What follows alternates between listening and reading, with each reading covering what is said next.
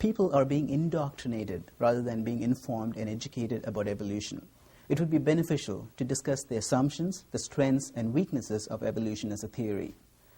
There are significant problems with evolutionary theory in areas such as the origin of life, origin of genetic code, origin of multicellular life, origin of major phyla at the Cambrian explosion, systematic gaps in the fossil record even in situations where millions of specimens are available for examination, development of irreducibly complex molecular machines, and development of complex organs.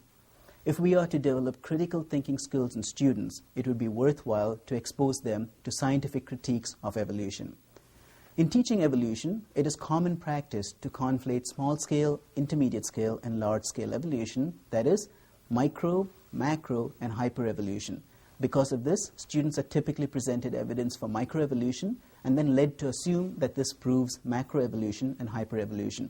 This methodology hides the fact that the extrapolation from microevolution to hyperevolution is based on metaphysical naturalism, that is, atheist faith, rather than being empirically proved.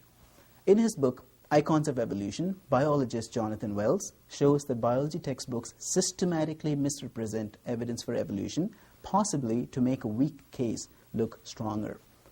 For instance, the 1953 Miller-Urey experiment is claimed to show how life's building blocks could form on early Earth, whereas it is now known that the experiment does not work when the correct atmosphere is used. Many textbooks use drawings of similarities in vertebrate embryos as evidence for common ancestry, whereas it is now known that the drawings were faked by the scientist Haeckel.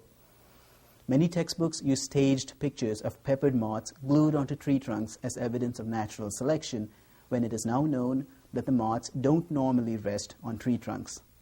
And textbooks don't discuss the fact that fossil evidence of the Cambrian explosion contradicts what you would expect from Darwinian evolution.